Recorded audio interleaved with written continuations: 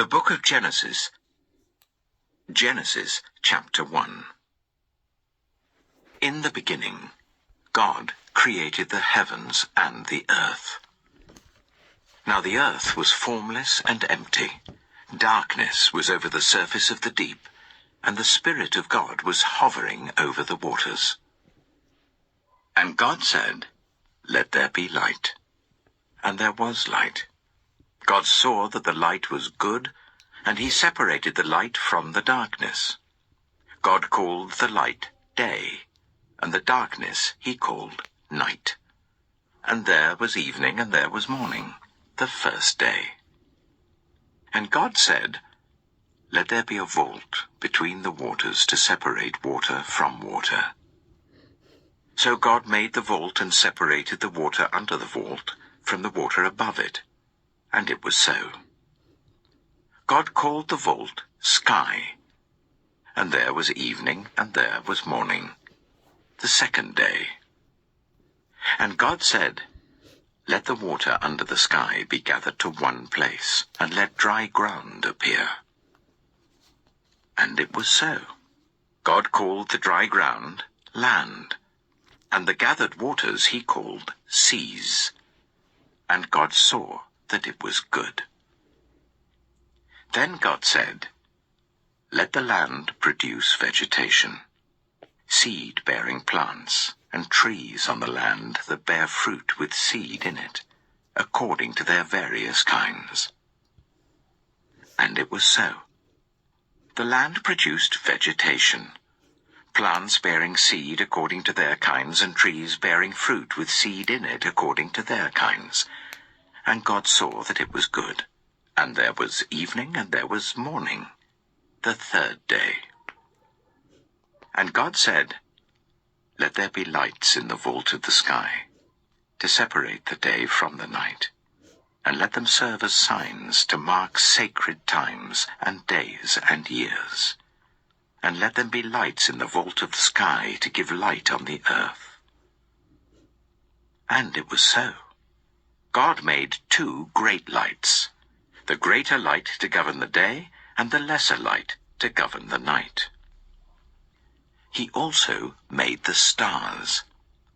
God set them in the vault of the sky to give light on the earth, to govern the day and the night, and to separate light from darkness. And God saw that it was good.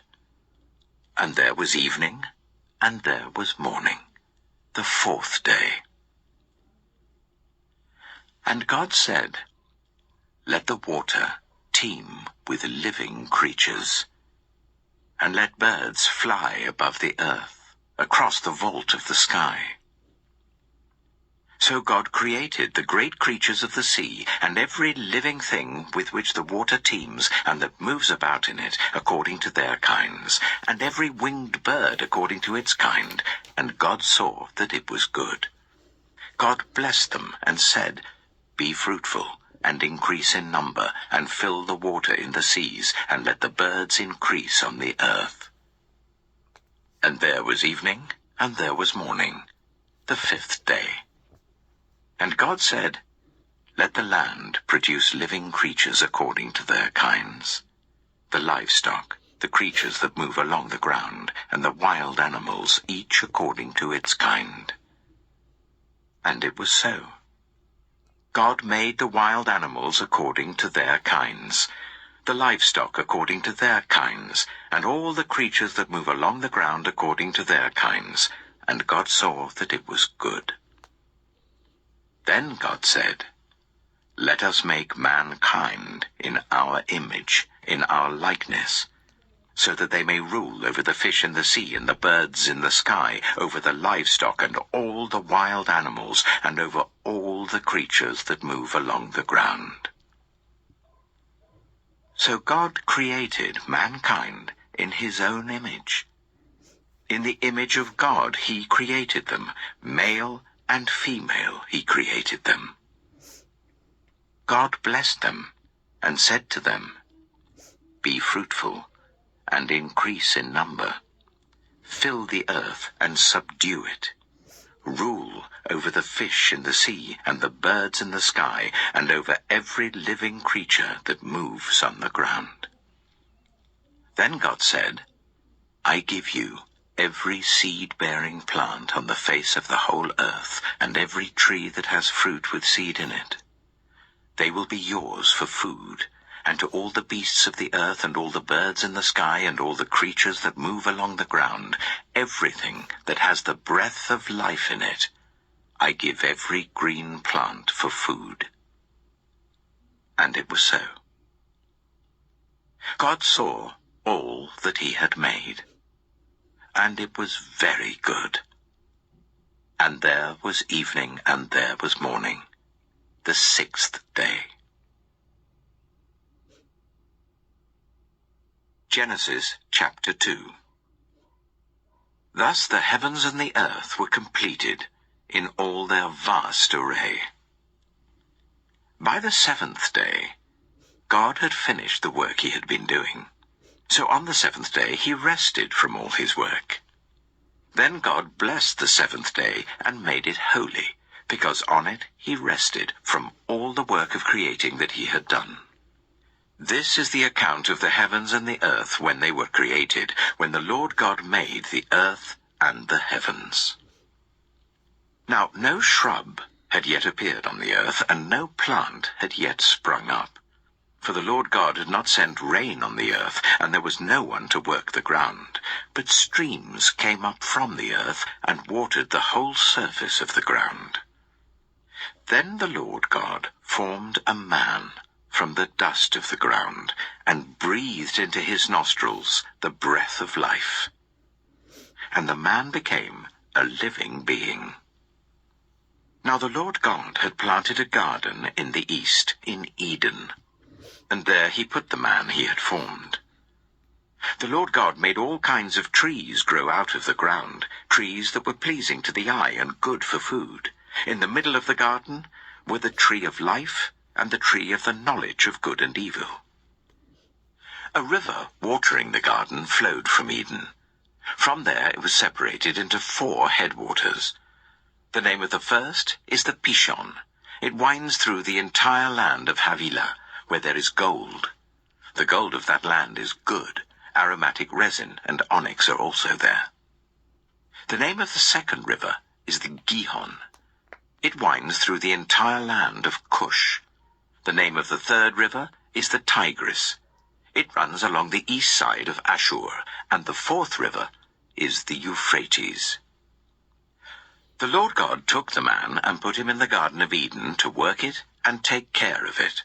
And the Lord God commanded the man, You are free to eat from any tree in the garden, but you must not eat from the tree of the knowledge of good and evil, for when you eat from it, you will certainly die.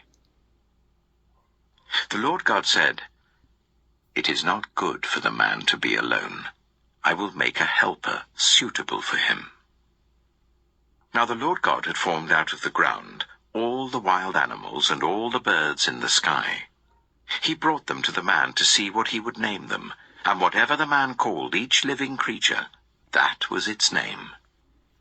So the man gave names to all the livestock, the birds in the sky, and all the wild animals. But for Adam no suitable helper was found. So the Lord God caused the man to fall into a deep sleep. And while he was sleeping, he took one of the man's ribs, and then closed up the place with flesh. Then the Lord God made a woman from the rib he had taken out of the man, and he brought her to the man. The man said, This is now bone of my bones and flesh of my flesh. She shall be called woman, for she was taken out of man. That is why a man leaves his father and mother and is united to his wife, and they become one flesh. Adam and his wife were both naked, and they felt no shame. Genesis chapter 3. Now the snake was more crafty than any of the wild animals the Lord God had made. He said to the woman, Did God really say, You must not eat from any tree in the garden." The woman said to the snake, "We may eat fruit from the trees in the garden, but God did say you must not eat fruit from the tree that is in the middle of the garden, and you must not touch it, or you will die." "You will not certainly die," the snake said to the woman. "For God knows that when you eat from it, your eyes will be opened, and you will be like God, knowing good and evil." When the woman saw that the fruit of the tree was good for food and pleasing to the eye, and also desirable for gaining wisdom, she took some and ate it. She also gave some to her husband who was with her, and he ate it. Then the eyes of both of them were opened, and they realized they were naked. So they sewed fig leaves together and made coverings for themselves. Then the man and his wife heard the sound of the Lord God as he was walking in the garden in the cool of the day. And they hid from the Lord God among the trees of the garden. But the Lord God called to the man, "Where are you?" He answered, "I heard you in the garden, and I was afraid because I was naked, so I hid." And he said, "Who told you that you were naked?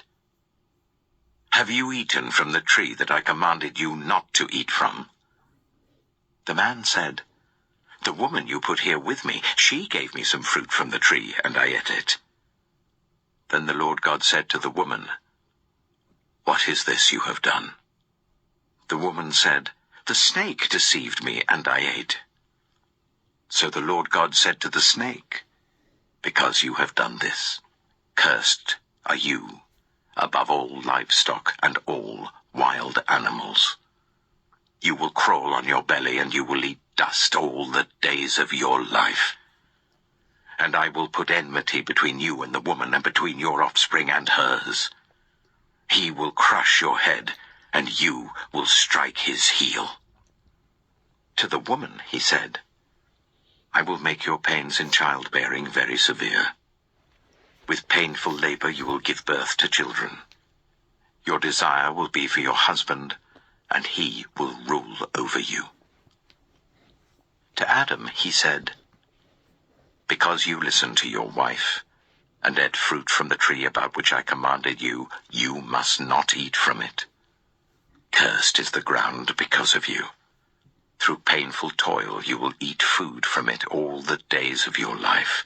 It will produce thorns and thistles for you, and you will eat the plants of the field.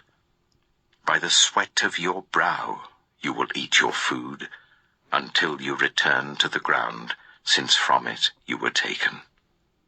For dust you are, and to dust you will return." Adam named his wife Eve, because she would become the mother of all the living. The Lord God made garments of skin for Adam and his wife, and clothed them.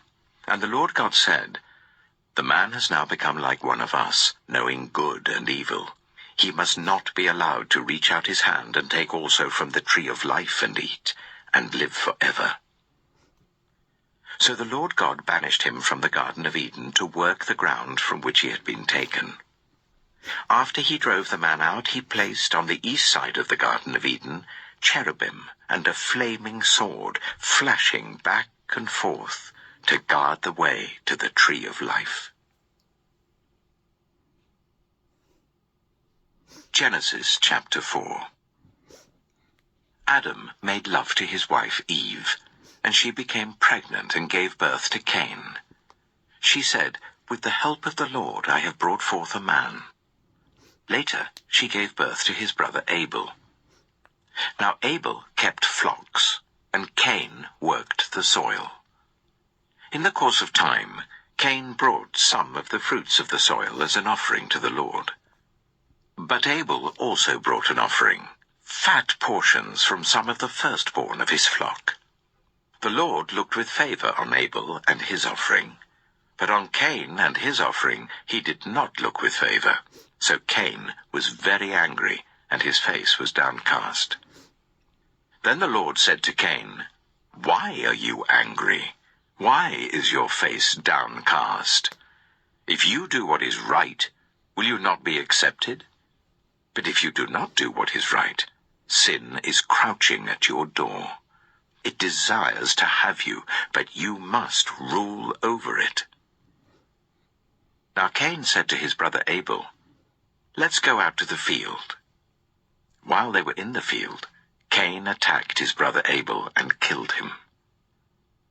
Then the Lord said to Cain, "Where is your brother Abel?" "I don't know," he replied. "Am I my brother's keeper?" The Lord said, "What have you done? Listen, your brother's blood cries out to me from the ground. Now you are under a curse and driven from the ground, which opened its mouth to receive your brother's blood from your hand. When you work the ground, it will no longer yield its crops for you. You will be a restless wanderer on the earth."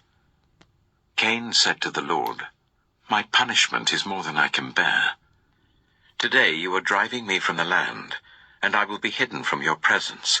I will be a restless wanderer on the earth, and whoever finds me will kill me." But the Lord said to him, "Not so. Anyone who kills Cain will suffer vengeance 7 times over."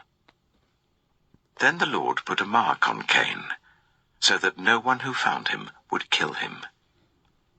So Cain went out from the Lord's presence and lived in the land of Nod, east of Eden. Cain made love to his wife, and she became pregnant and gave birth to Enoch. Cain was then building a city, and he named it after his son Enoch.